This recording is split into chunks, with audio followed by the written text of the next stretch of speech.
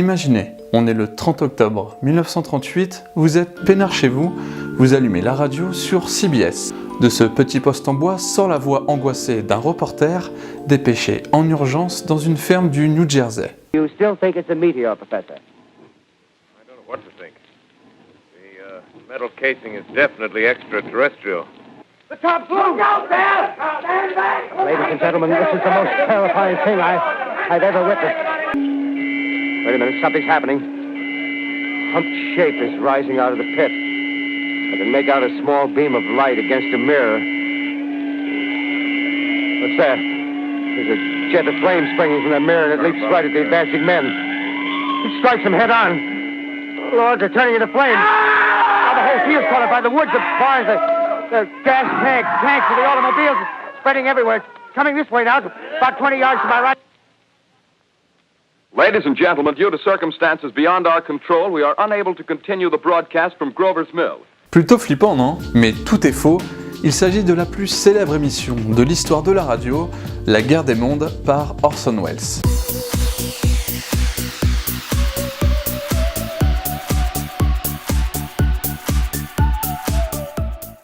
À 23 ans, Orson Welles est un metteur en scène de théâtre qui commence à se faire connaître pour son audace. Il a par exemple transposé le Macbeth de Shakespeare, d'Écosse à Haïti, et il a engagé que des acteurs noirs, 20 ans avant les révoltes pour le droit des Afro-Américains.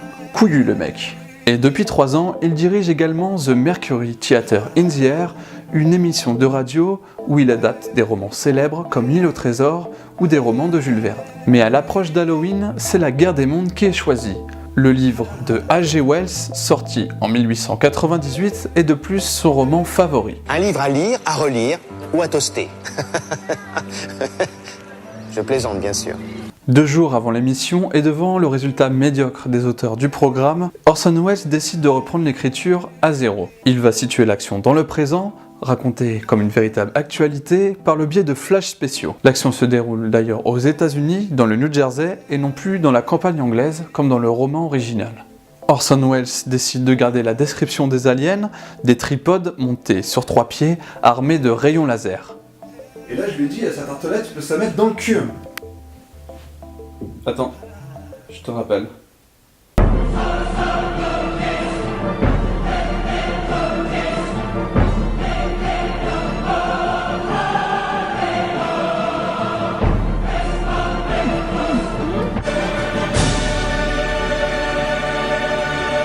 Qu'est-ce que tu fous? Ça va, je joue avec le chat. À 20h, l'émission commence. Mais de nombreux auditeurs qui sont passés d'une station à une autre arrivent sur l'émission sans savoir qu'il s'agit d'une fiction. Pendant le récit, les militaires sont tués, le New Jersey est évacué, bref c'est un peu le bordel. Pour ajouter un petit peu au réel, Orson Welles décide même d'utiliser une imitation de Theodore Roosevelt, le président de l'époque, lors d'un discours solennel. Entre-temps, les standards de la radio explosent. De nombreux auditeurs sont angoissés par ce récit très réel. Voici les Stevens qui pique-niquent en famille par un beau dimanche. Mais soudain, Jeanne la fillette entend un bruit.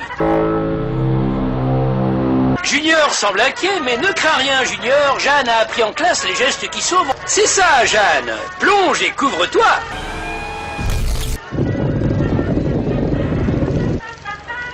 Une mère de famille, interrogée à l'époque par les journaux américains, Mrs. Jocelyn, témoignera de sa véritable angoisse quelques jours plus tard.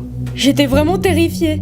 Je voulais prendre mon enfant avec moi, prévenir mes amis et prendre la voiture pour rouler vers le nord le plus rapidement possible.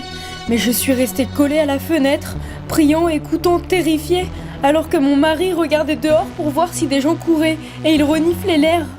En effet, dans l'émission de Wells, les journalistes expliquent que les Martiens ont relâché dans l'air un gaz toxique.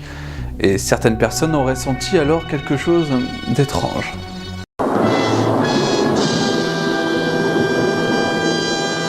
Mrs. Jocelyn, en entendant la phrase « évacuer la ville », prendra ses jambes à son cou avec son enfant avant d'être rattrapée par son mari qui a entre-temps changé de station. Car sur CBS, une mention que l'émission est une fiction passe à l'antenne, mais plus de 40 minutes après le début. Malgré la pression de la chaîne qui lui demande de le dire plus fréquemment, Orson Welles déroule son histoire jusqu'à la fin.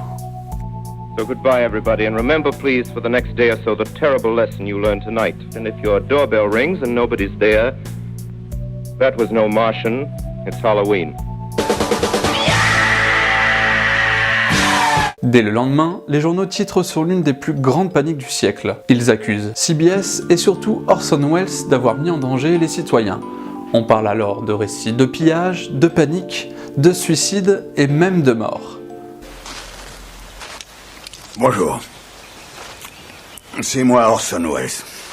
Ceci est ma maison que vous voyez derrière là. Pas mal, non? C'est français. Je me permets d'interrompre parce qu'on se fout un peu de ma gueule. J'aime pas trop les voleurs et les fils de pute. Bon, on peut comprendre qu'il est un peu le seum, car les titres parus le lendemain étaient grandement exagérés.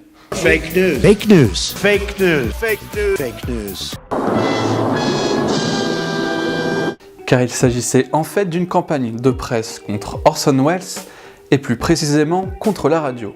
Ce média prenait de plus en plus d'importance, et la presse en pâtissait, comme lorsque le net s'est démocratisé dans les années 90.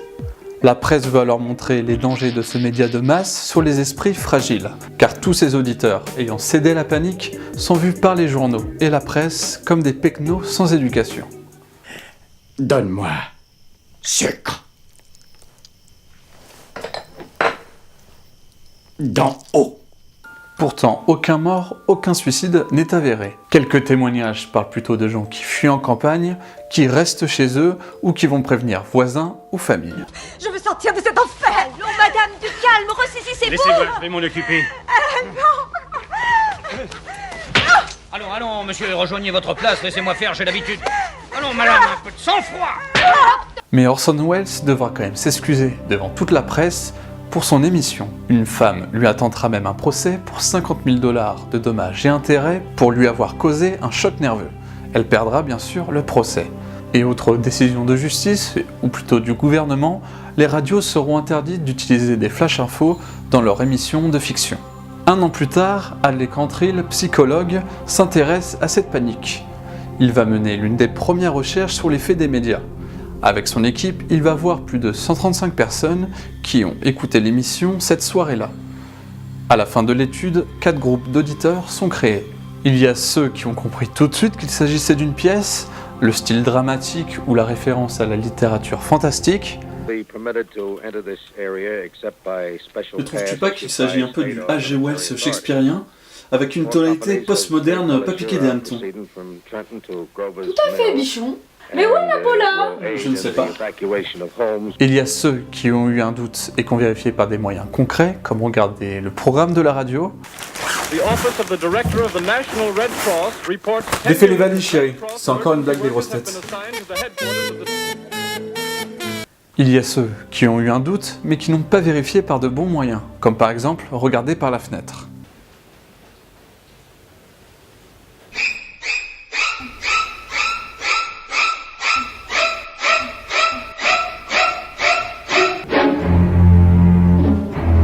Et il y a ceux qui n'ont absolument rien vérifié, trop terrifiés ou restant prostrés chez eux. Qu'est-ce que tu fous là? Mais... Le psychologue Hadley Cantrill donne donc corps à cette prétendue panique, expliquant les ressorts de l'angoisse chez les uns et les autres. Certains ayant vu d'ailleurs une invasion des communistes ou un nouveau pogrom contre les juifs. Et tout comme les journalistes, Hadley Cantrill a-t-il fait fausse route? La route, là où l'on va, on n'a pas besoin de route.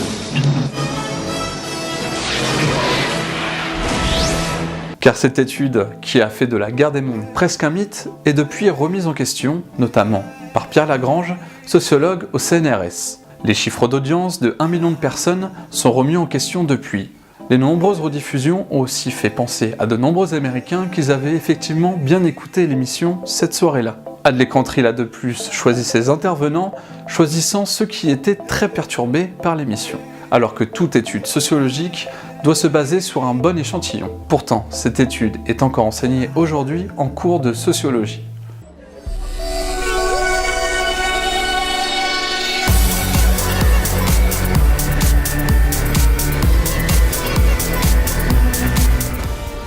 Les nombreux articles, les études qui suivirent, les rediffusions ont fait que l'émission d'Orson Welles est devenue dans l'inconscient collectif presque un mythe. Malgré les recherches récentes, De nombreux Américains pensent encore que la guerre des mondes a créé une véritable panique en 1938, tout comme à l'existence d'un crash à Roswell des années plus tard. On y revient toujours. Concernant Orson Welles, le bougre s'en tire pas mal. Hollywood lui propose un contrat en or pour réaliser des films. Il écartera la solution de facilité, comme faire la guerre des mondes, pour réaliser son chef-d'œuvre, Citizen Kane. Je vois trop arriver. Rosebud!